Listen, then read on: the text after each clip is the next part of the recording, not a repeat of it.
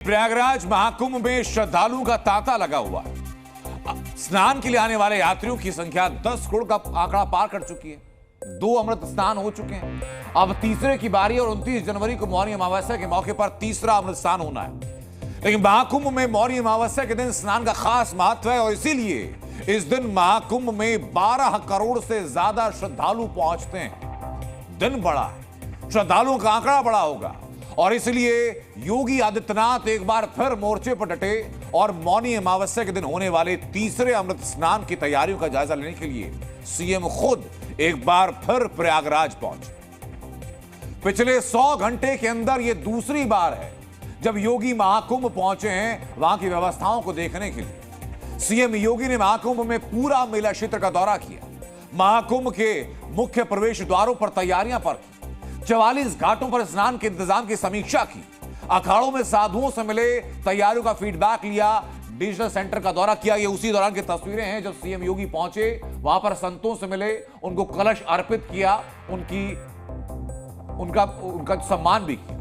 लेकिन योगी जब वहां पर पहुंचे तो बस स्टेशन से लेकर के रेलवे स्टेशन तक और पार्किंग स्थलों तक के सारे इंतजाम योगी ने अपनी आंखों से देखे और ये उसी दौरान की तस्वीरें में दिखा रहा हूं। लेकिन महाकुंभ की तैयारियों का जायजा लेने जब पहुंचे सीएम योगी, वो अखिल भारतवर्षीय अवधूत वेश 12 पंथ योगी महासभा में शामिल हुए, विश्व हिंदू परिषद शिविर में संत सम्मेलन में शिरकत की और उसी वक्त सीएम योगी ने एक बड़ा सनातनी संदेश भी दिया। भारत सुरक्षित है तो हम सब सुरक्षित हैं। भारत सुरक्षित है, हर संप्रदाय, हर पंथ सुरक्षित है।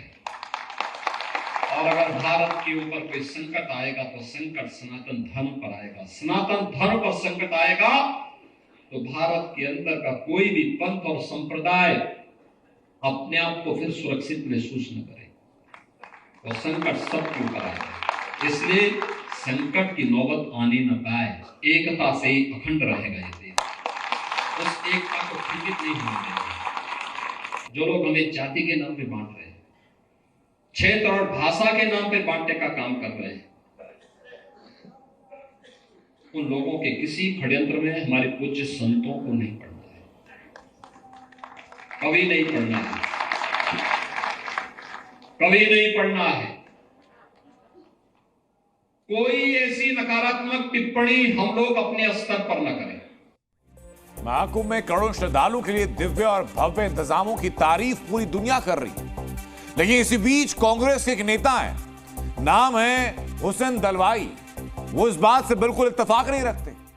हुसैन दलवाई को महाकुंभ में बदइंतजामी नजर आती है और उन्होंने महाकुंभ में स्नान करने को लेकर के बीमारियों का घर बता दिया और सीधा सीधा उस श्रद्धा को चेतावनी दी, उस श्रद्धा के खिलाफ खड़े हुए जिस श्रद्धा से करोड़ों सनातनी पहुंच रहे हैं महाकुंभ में स्नान करने के लिए। पहले सुनिए जरा उन्होंने क्या कहा। मैं हज के लिए एक दफा गया था, 2 दफा मैं इसके लिए भी गया था। मेरे ख्याल से वहाँ जिस तरह से इंतजाम होता है ना, वैसा यहाँ भी इंतजाम करिए ना, अच्छी तरह से। पूरे दुनिया से लोग आते हैं, लाखों लोग रहते हैं, तो भी इंतजाम जरा भी गड़बड़ी नहीं होती, बड़ा डिसिप्लिन से होता है।